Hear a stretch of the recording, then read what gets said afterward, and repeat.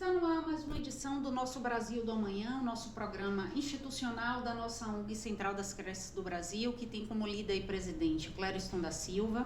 A Central das Creches, que nasceu em 2014, já há mais de uma década de trabalho, responsável pela criação do Programa Nacional de Combate à Falta de Vagas em Creches Públicas no Brasil, o PNCB, essa é a sigla do programa. Sempre muito compromissada com a educação, a Central prevê a construção de 13.500 novas unidades de creches, e o intuito da ONG é que até 2035 as 2.300.000 crianças que estão fora das creches estejam em salas de aula. Muito boa tarde para você que acompanha nosso canal no YouTube, você que segue as nossas redes sociais, acompanha as nossas notícias no site. Aqui ao meu lado, a nossa produtora e parceira de bancada, Adriane Morino. Boa tarde. Boa tarde, Camila. Boa tarde, seguidores. Pois é, a gente vai começar conversando com a nossa entrevistada de hoje, que é a fonoaudióloga Jéssica Cerqueira, que vai bater um papo muito legal com a gente sobre a importância do desenvolvimento da fala e da linguagem. Seja muito bem-vinda, Jéssica. Boa tarde. Boa tarde, obrigada. Boa tarde a todos. Pois é, vamos começar já perguntando para você. Eu acho que todo mundo que está assistindo a gente, que tem filhos, né, nessa primeira infância, é normal a criança demorar a falar? Existe um período em que as sílabas juntam, B com A, ba, e aí babá, aquelas papá, mamã, o que é preconizado como normal? Uma criança típica. Certo. Então, em uma criança típica é muito comum que logo nos primeiros 6 meses a gente observa uma comunicação um pouco mais restrita, mas por conta da dificuldade mesmo de maturação dessa linguagem. Então a gente observa mais que ele se comunica chorando, com sorrisinhos, com alguns sons que a gente não compreende muito bem o que é. E aí de 6 para 12 meses a gente já começa a observar que ele começa a produzir sons mais isolados. Então são letras isoladas. A começar pelas vogais, porque é mais fácil a gente começar falando vogal, então é aquele A, E, U. Ou então a gente pode observar também a produção de consoantes, como o P, P, P, está tentando falar, ainda não sai um papai, uma mamãe, mas já sai o papá querendo produzir essa sílaba.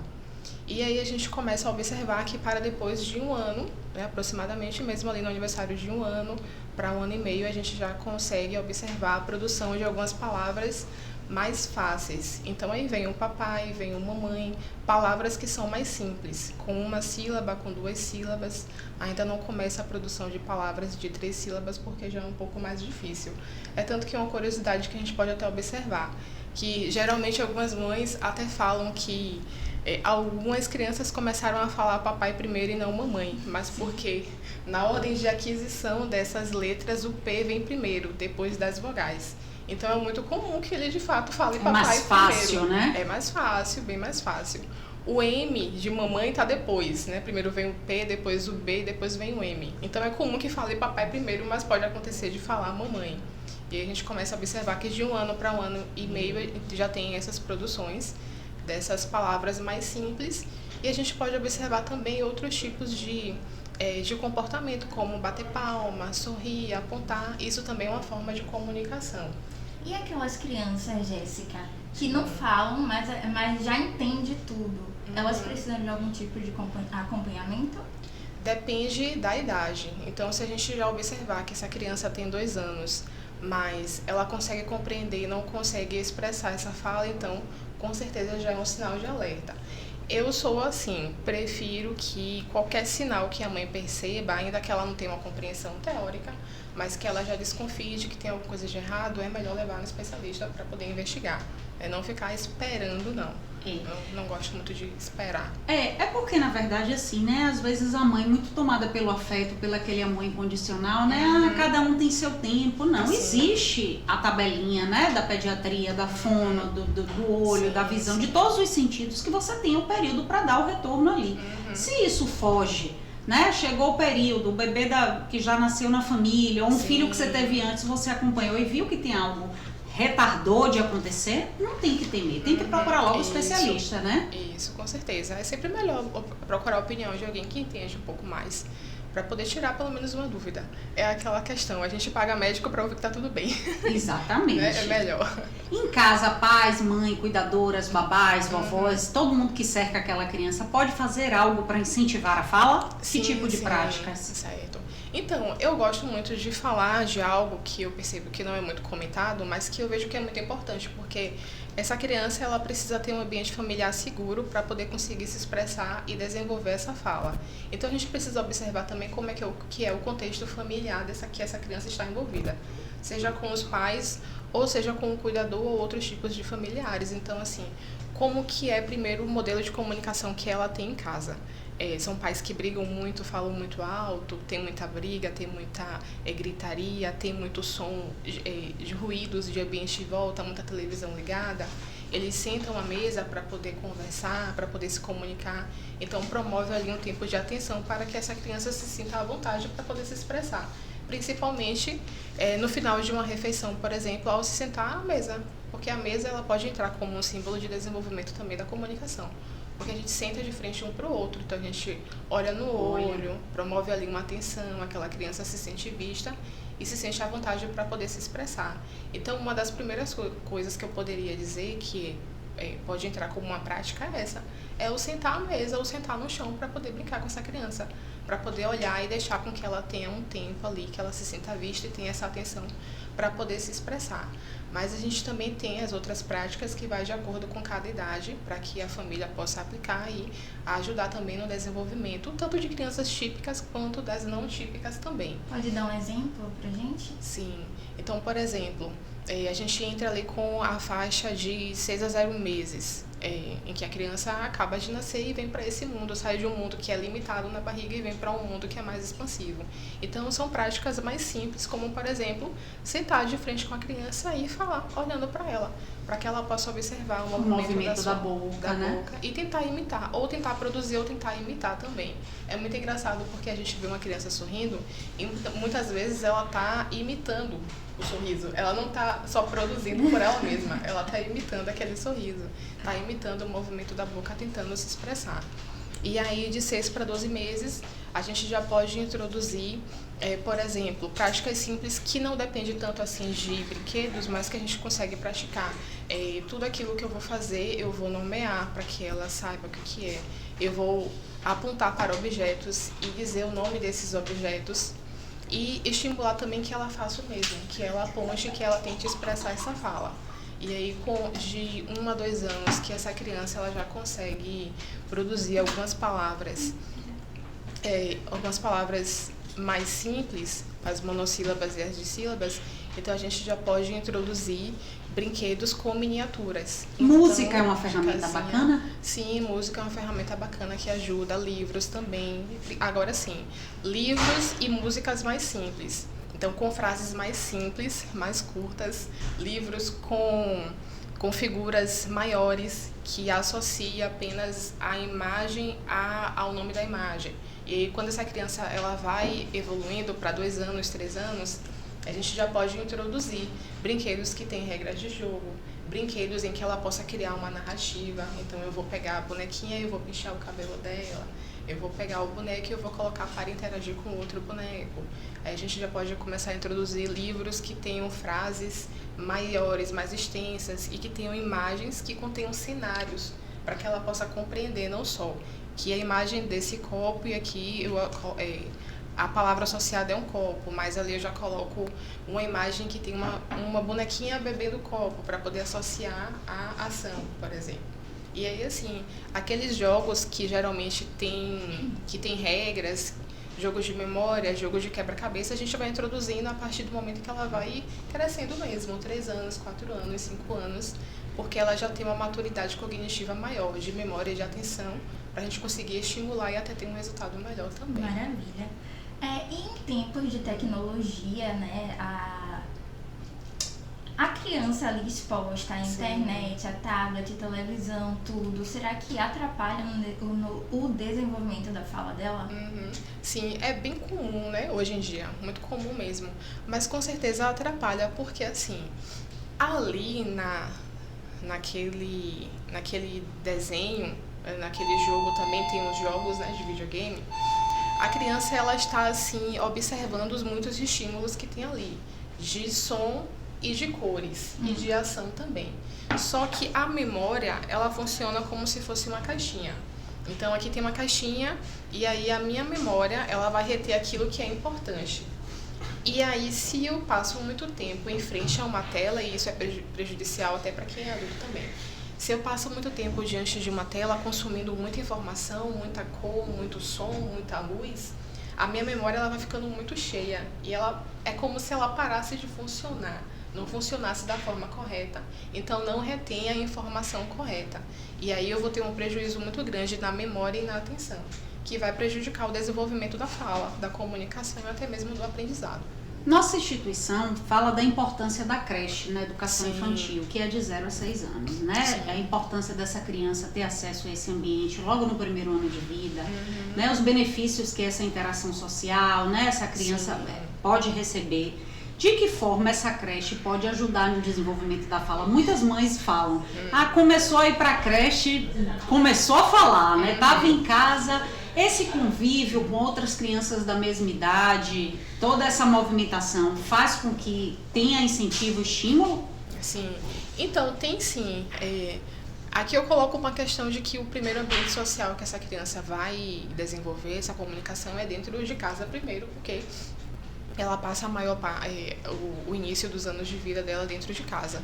E é importante até isso, para que em um ambiente de casa, se for seguro, ela vá tendo também uma maturidade emocional, para que quando ela vá para o mundo lá fora, como uma creche, por exemplo, ela já se sinta mais segura e tenha um mínimo de maturidade emocional mesmo, de saber lidar com as situações, para que ela ali, ela se sinta à vontade, para que ela não chegue em uma creche ou uma escola e ela se sinta retraída, ou com medo, ou muito tímida, mas porque lá atrás, com a família, ela já se desenvolveu um pouquinho para que ela consiga se sentir mais segura dentro de uma creche ou de uma escolinha para poder desenvolver. E ali ela vai ter modelos de comunicação, porque as outras crianças vão falar e ela vai observar, ela vai aprender, ela vai ter a oportunidade de desenvolver frases afirmativas, frases negativas, perguntas com entonação. Ela vai ser obrigada a expressar a necessidade dela, o que ela pensa. Então é um ambiente muito favorável, com toda certeza. Pergunta frequente aqui, né? Sim. E aí eu queria saber de você o seguinte, o bebê nasce, eu falo porque eu tenho 2 filhos, e aí na maternidade você já faz o teste do olhinho para saber se aquela visão tem problema, o teste da orelhinha para saber se aquela audição. E não tem nada porque não há sinal de fala quando o bebê nasce, né? Ele mama e chora, a única comunicação que ele estabelece é a do choro quando está, né, inquieto com alguma coisa.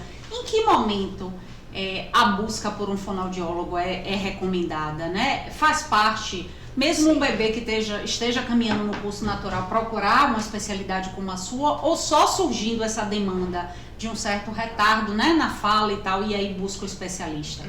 Sim, acredito que é mais fácil a gente se basear mais pelo que a teoria traz, no sentido de que logo nos primeiros meses de vida a comunicação ela vai ser mais restrita, porque ele realmente não tem capacidade cognitiva de se expressar com mais fluência, né? Então realmente vai ser restrita.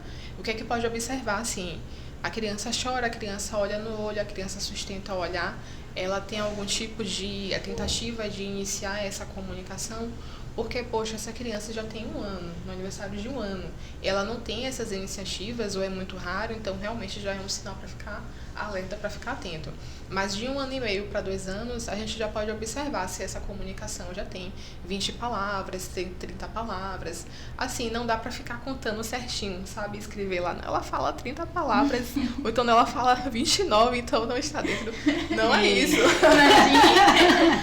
Não é dessa forma. Mas observar se ela já consegue se expressar de um modo mais amplo do que era antes. Então, assim, 1 ano e meio, 2 anos de idade, ela já tem um vocabulário mais expansivo, ela já aponta, ela já tenta se comunicar, fala ali 30 a 20 palavras, então ótimo, está um desenvolvimento adequado. Agora, imagine uma criança que tem 1 ano e meio, 2 anos e só fala 5 palavras, está muito restrito. Então isso de fato é um sinal, é um alerta muito grande, né? E aí nessa idade de um ano, 1 ano e meio, se vê que está muito restrito, e é ideal sim procurar para fazer uma avaliação. Menino fala mais tarde do que menina. É mito ou verdade? Olha, eu confesso que eu nunca vi isso. Mas não, acredito que não. É um mito, porque o desenvolvimento da comunicação, ele não depende do sexo, vai depender mesmo de vários fatores, do ambiente ali que ele convive. De como desenvolver. De como que os pais ajudam essa criança a desenvolver essa comunicação, se tem de fato alguma alteração cognitiva ou não tem, se já nasceu com alguma suspeita de algum diagnóstico, e muitas vezes o ambiente potencializa o desenvolvimento dessa síndrome ou de algum outro tipo de alteração. Mas aqui eu acredito que a visão mesmo é de um ser humano, independente de ser mulher ou homem, é um ser humano. A gente observa o todo, né? O todo, sim. Antes de fazer a pergunta que está aqui prevista no roteiro para mim, eu vou voltar para o ambiente da creche, né, que é o nosso viés principal aqui da nossa instituição. Quando a creche, a escolinha, o local onde essa criança fica, pode ser um sinalizador. Às vezes a mãe achou que é no tempo da criança, porque seu irmão falou tarde, sua irmã falou tarde, vai lá negligenciando. A escola também tem esse papel. Mãe, aqui não interage, não consigo, né, que estabeleça diálogo com outros coleguinhas, porque às vezes esse problema na linguagem indica que é uma criança neurodivergente, que é uma criança atípica, e é essa coisa da não comunicação que sinaliza no sentido de identificar um autismo, uma questão. A escola é fundamental nesse processo? A creche? Sim, com certeza, principalmente a professora que passa de fato mais tempo com a criança. Eu entendo que é uma sala com muitas crianças e então talvez não consiga dar tanta atenção assim, ou às vezes pode deixar passar desapercebido, mas é esperado que em um ambiente que tem outras crianças, essa criança ela queira interagir, não só com gestos e com brincadeiras, mas também na expressão da fala. Então, se essa professora ou essa diretora ou coordenadora que ela passa observando, ela consegue ver que tem alguma criança que é um pouco mais retraída, ou que chora muito e não consegue expressar essa fala, ou que tem alguma dificuldade, pode ser mesmo até as trocas, então de fato já é um sinalizador, né? E assim, é importante também compreender, né, até para que elas também entendam que o desenvolvimento da fala está dentro do desenvolvimento da linguagem. Então, a fala é você verbalizar palavras, mas a linguagem é você compreender e organizar as ideias para poder expressar. Então, não é só observar se essa criança fala a palavra, mas se falar com coerência aquilo que ele quer dizer. Ela consegue se comunicar de fato, né? Sim, que o outro consiga compreender. E se ela também compreende, é um sinalizador também para as professoras ficarem atentas. Entendi. Agora sim eu vou à pergunta do roteiro, porque tem muita história que vovó conta, que alguém da família contou, agora mesmo eu tô vivendo. Minha prima de 39 anos pariu super tarde, está com um bebê de 2 meses, aí disse, prima, ela chora muito, eu dei uma chupeta. Sim. Aí eu disse, mulher, vão dizer que tá errado, que não é legal, mas eu costumo dizer que o instinto materno nunca falha. E tal, chupeta e mamadeira, a sucção, né, da chupetinha ou da mamadeira em vez do bico do peito para amamentação orgânica, interfere no processo? Então, depende da idade e de com qual idade essa mãe ela retira esses objetos. Esses objetos, porque assim, se a gente utiliza essa parte para poder se comunicar, língua, lábio, dente, tudo aquilo que está dentro da cavidade da boca, se eu coloco um objeto, eu estou limitando essa expressão. Então, assim, como nos primeiros meses de vida essa comunicação ela já é mesmo limitada, então você consegue observar que se ela só chora ou emite alguns grunhidos, um objeto ali não vai impactar. Mas se já chega para 1 ano, 1 ano e meio, em que ela já deveria estar falando algumas palavrinhas mais simples e tem um objeto ali impedindo essa comunicação, vai interferir no desenvolvimento. E um fator muito importante também que é o desenvolvimento da arcada dentária. Que puxa, né, geralmente, né? Sim. Quem faz uso de chupeta e de mamadeira há muito tempo, como se puxasse a parte superior, né? Até o próprio dedo também. Interfere na própria dentição mesmo, vai ficando aquela dentição mais aberta. E como alguns sons, a gente precisa que o dente esteja no lugar para a letra sair corretamente.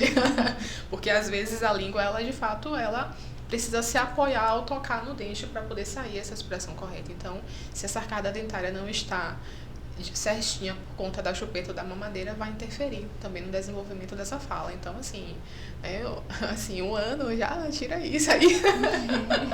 Vamos já tirar essa mamadeira, essa chupeta, né? Não precisa, para não interferir de fato. Novinho, acredito que não vai interferir. Maravilha, bate-papo super esclarecedor, né? Fundamental a gente falar, né, da fala, Sim. né, da importância desse sentido, né, que a gente falar e que começa bem pequenininho mesmo e que são alguns sinais que a gente precisa ficar atento nessa primeira infância. E aí papai, mamãe, vovó, as cuidadoras, Sim. no sentido de identificar se existe algo. Eu vou fazer só uma última pergunta.